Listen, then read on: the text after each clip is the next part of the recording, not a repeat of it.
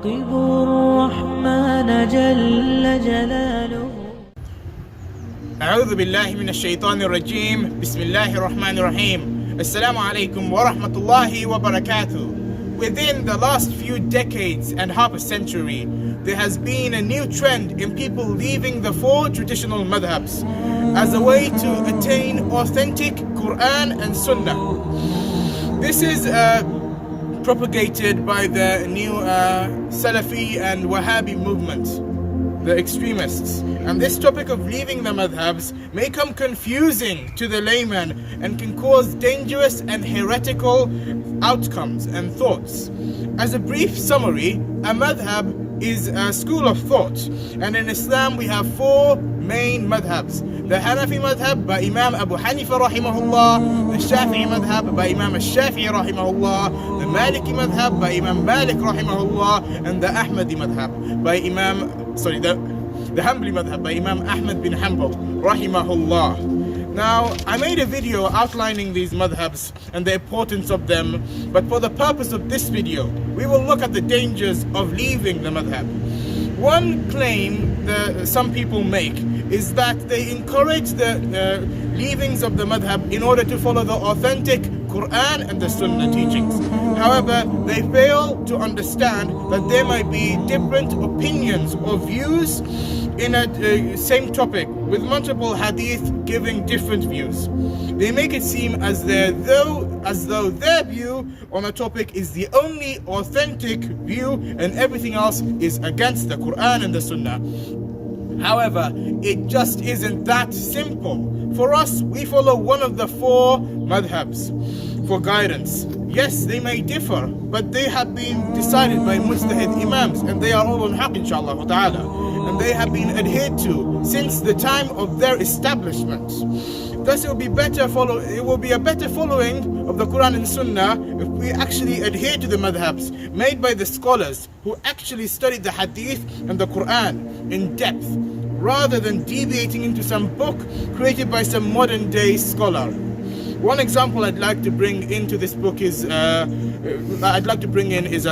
Imam Nasruddin Albani, in his book Sifat Salatul Nabi sallallahu alayhi wasallam. And the whole purpose of the book was to compile all the so-called authentic hadith and the teachings and Islamic rulings according to Salah. It was his aim for people to leave the madhabs and instead follow the Quran and Sunnah, which are apparently all shown in this book of his. However, as much as they would like to show this is the teaching of the Quran and Sunnah, this is just Al-Albani's interpretation of the correct and authentic teachings. Just how the Hanafi madhab is the Imam Abu Hanifa rahimahullah's interpretation of authentic Quran and Sunnah, and just how the Shafi'i madhab is the Imam al-Shafi'i rahimahullah's interpretation of authentic Quran and Sunnah, and just how the Maliki madhab is Imam Malik rahimahullah's interpretation of authentic Quran and Sunnah, and just how the Hanbali madhab is Imam Ahmad bin Hanbal rahimahullah's interpretation of authentic Quran and Sunnah. This book and teaching is basically the Albani madhab. So in theory, you are still following a madhab founded by some arguably a deceiving and corrupt man whose works are full of mistakes. I've spoken to Wahhabis themselves and Salafis who have admitted to him having many mistakes. And worst of all, belongs to the corrupt cult. They call us blind followers for following the madhabs, but they are the true blind followers who fall into the trap of this cult and blindly follow their madhab full of errors. It would be the best for us to follow one of the four imams. Two of those imams, Imam Abu Hanifa rahimahullah and Imam Malik rahimahullah, were actually part of the Salaf al-Salihin, the three pious generations, and the rest were still within the first 5 generations after Rasulullah sallallahu alayhi wasallam. One thing these extremists don't like to mention is that since 2 of them were part of the Salaf, they would have met the Sahaba and the Tabi'een. And if they were to do something wrong, the Sahaba would have said something, they would have mentioned something. But they didn't. All 4 of the Imams are following the path of the Salaf. So thus they are following the Quran and the Sunnah. I mean, these Wahhabis call themselves Salafis, followers of the Salaf, but in reality completely ignoring them and prefer the scholars of modern day. They don't accept anything outside of their scholars, like your Bin Baz, Albani, Ibn Uthaymeen, etc. How can one be a follower of the Salaf if they ignore the Salaf? That's why the true way to be a Salafi is to actually follow the Salaf. Come on, this is common sense. I mean, how can we follow the Quran and Sunnah? How can we follow the Quran and Sunnah if we completely ignore the Salaf and abandon the madhabs? Furthermore, these Wahhabis try to make it seem that one who follows the madhab and doesn't accept their version of the Quran and Sunnah have abandoned the Sunnah and have somehow denounced their madhab.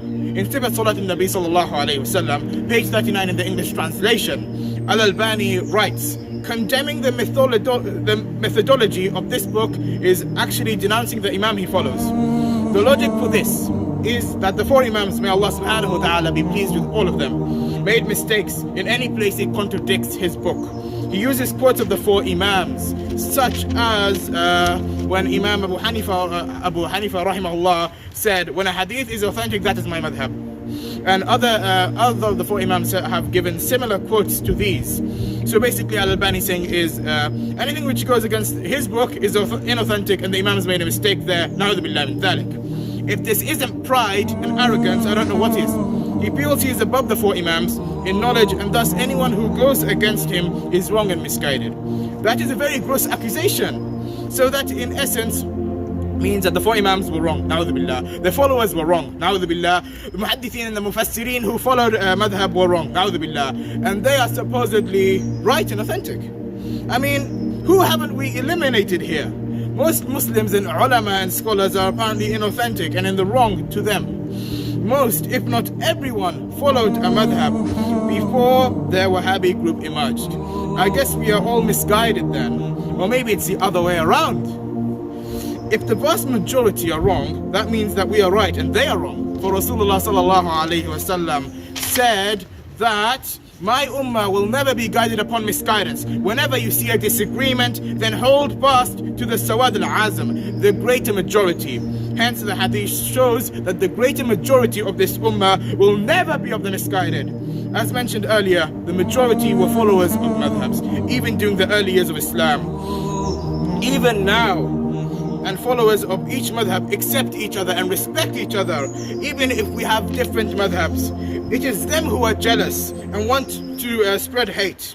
It is surely this minority group and these other minorities and the deviant who try to misguide the ummah and confuse them, who are the misguided themselves. Wassalamu alaikum wa rahmatullahi wa barakatuh.